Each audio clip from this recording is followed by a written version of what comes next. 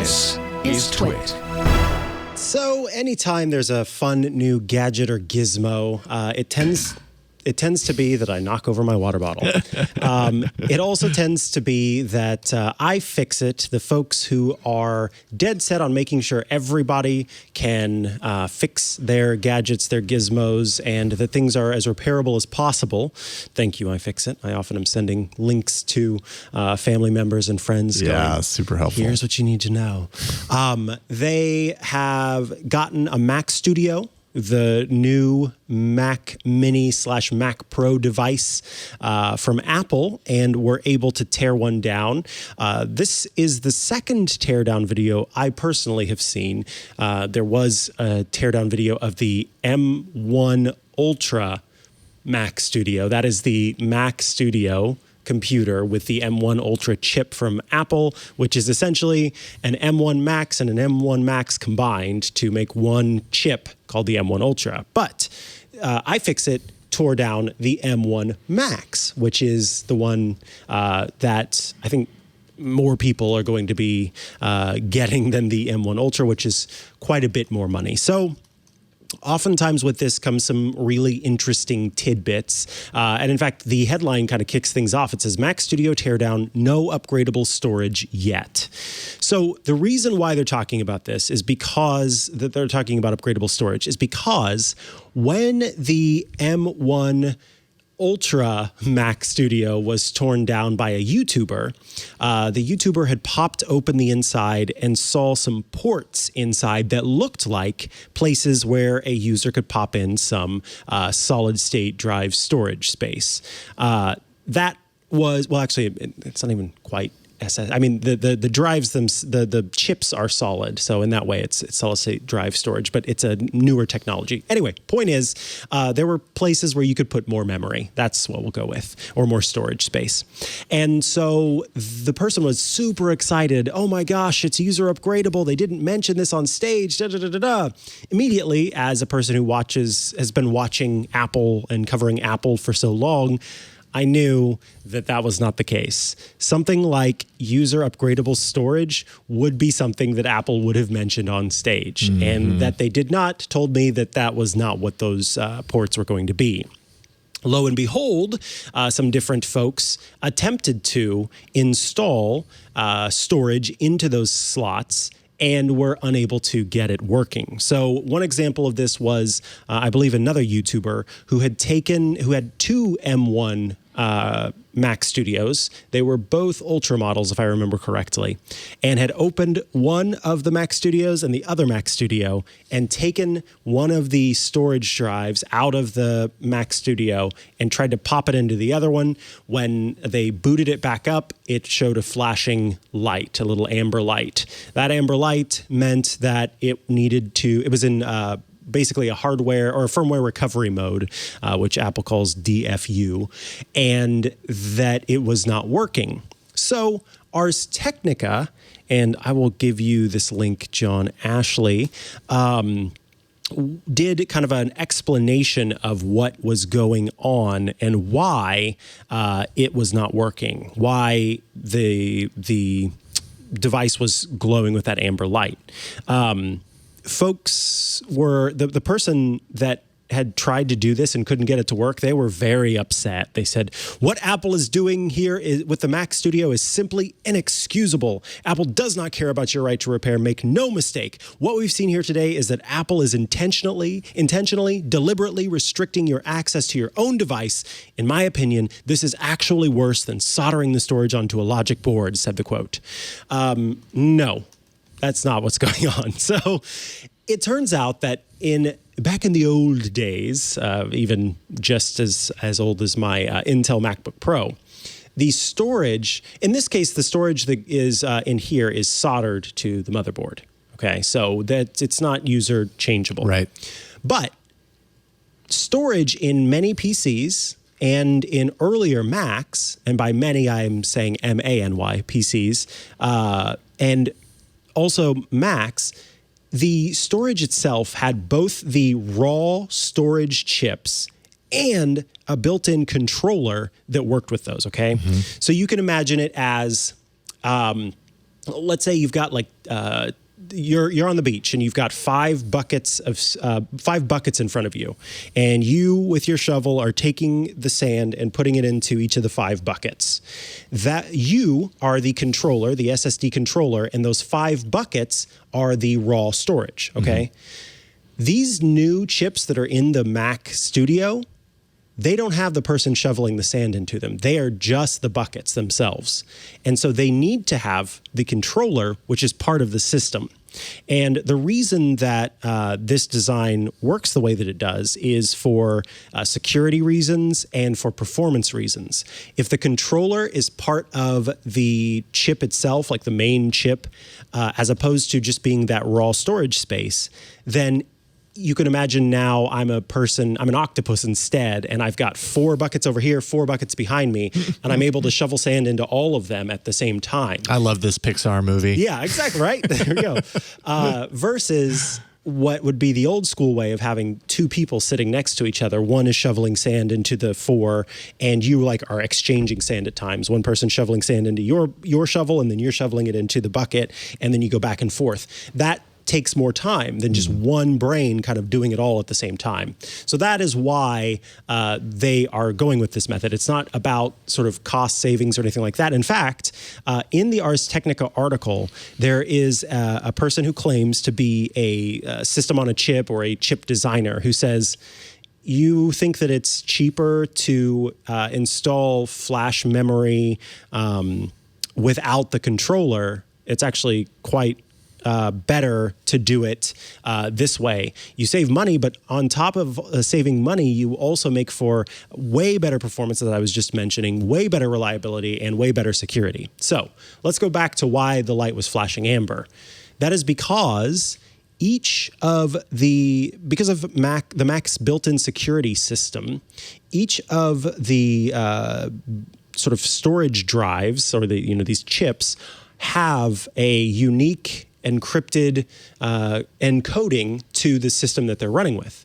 So then the theory is, if you can completely reset the Mac Studio with those raw storage drives in there, then it would write a new encrypted sort of pairing between the raw storage space and that octopus controller that's shoveling sand into all of the buckets. And iFixit was able to do that. So they were able to take they have not yet been able to sort of double the storage. So they couldn't take one Mac Studio and then it already had one raw storage drive in one space and nothing in the other, and then they took it and added one. And with those 2, even after doing the reset, they were not able to get it to work. However, they were able to take one storage drive out of another Mac Studio and pop it into the other one on its own.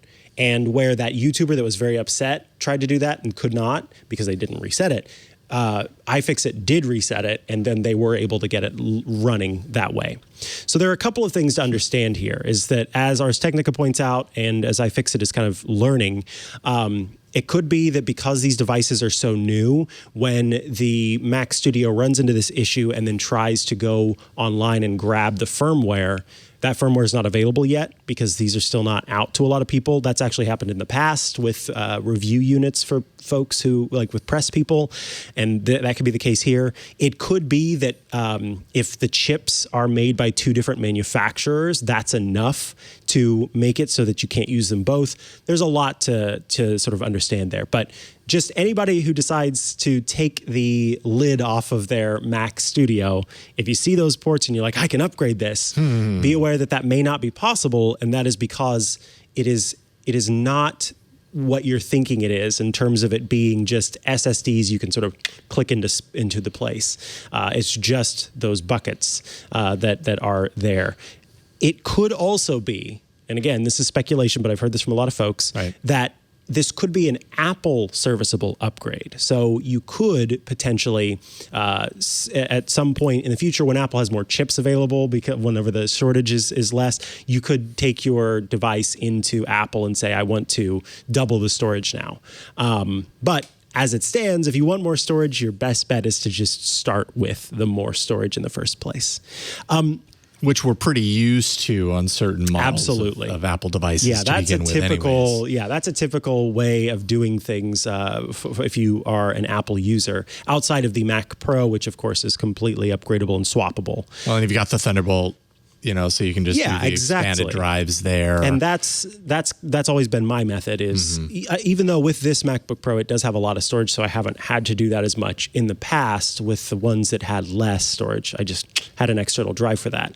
Right. The other things to note about the Mac is the new Mac Studio is it's exactly what we thought in terms of how much of the computer is actually computer and how much of it is the huge heat sinks and fans and blades. It's got a little speaker built into it for making beeps at you. So there's some stuff going on the inside, but it's like there's hardly any computer inside, just packed in there. And that is because that is the same chip that is inside of an iPad Pro, that is essentially the same that's inside of the latest model iPhone. But if you provide more cooling, then you can run it even faster. You can, your clock speeds are higher, and so it can do so much more. So that cooling is very impressive that really inside is of that impressive. little device. What they're doing right now on this end or this level of their desktops is really impressive to me. Wow. I really want to upgrade to one of these, but again, I'm in a position where I'm like, but I don't know that I absolutely need.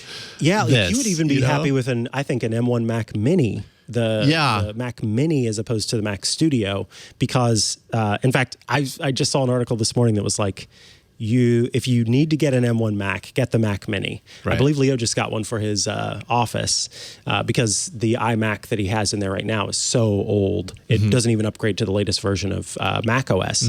So he replaced it with a M1 Mac Mini. And that's the thing is, and as Leo points out himself, the single core performance is the same across the board. Right. Whether you've got the Mac Studio, you've got the M1 MacBook Pros, you've got the M1 Mac Mini, or you've got the iPad Pro with the M1 chip in it, and now the new iPad Air with the M1 chip in it. All of those have the same single core performance. It's only when it comes to multi-core performance that you see a difference. And in that case, if you get the M1 Mac Mini with the M1 Pro as opposed to just the straight up M1, then you're going to you'll see a performance increase no matter what. And you and I, no matter what M1 device we get, we'll see a performance boost over these Intel machines we have. I was for sure just trying to record audio yesterday for someone, and I had to sit and wait for the fans to stop on my MacBook so Pro. brutal. Totally. I know. And there was nothing running. And there's nothing you can do. I had Activity Monitor open the whole time looking at it going, the biggest performance is 4.3%. I don't understand why. So frustrating. Anyway. Yeah. For me, it's music production, right? Being able to crunch those files. My computer that I have outside of this, which this is not, this is actually a work laptop, 2019 work laptop. It was the internals here aren't even meant for our video editors. It's not leveled up in any significant way. And I've tried making music on this, and I run into the same issue that you're talking about. The fans go, and it's like, okay, well, I can't record anything with a mic right now because of that. My computer at home is you're gonna laugh, a 2008 Mac Pro. Oh, wow. It's a Mac Pro. It's a Mac Pro, like the big cheese grater thing, which I don't know how time has passed and that's still my computer at home, but it is. And I've written a lot of music on that, but I'm definitely at the point where it doesn't update What's anymore. interesting to me is wondering if the new M1 Mac Mini would outperform I think that it would. Pro. I'm pretty positive it would. So I'm kind of in that boat where I need to upgrade that thing because I want to start, making music again, and anything's going to be an upgrade. But I don't want to upgrade to an Intel. I definitely want to go to if you're the gonna M1, make the jump. Yeah. Maybe and never before would I have ever considered getting a Mini, because I always thought that with music production, it requires a lot of, it's not quite video production, but it requires processing power if you're stacking plugins and everything. And the Mac Mini just always seemed too low performance. Right. And at one time, it definitely was. And now suddenly it's like, well, wait a minute, maybe that is fine, you know? Yeah. So I'm totally trying to weigh my options right now. 2-week return. Give it a try. And I suppose see if so. That's true. For you. Yeah. Yeah, that's a good point. Then you absolutely have a reason to go all the way to the studio. It's like, look, this in one it didn't work. I guess I have to. You did your due diligence. You gave it the college try. So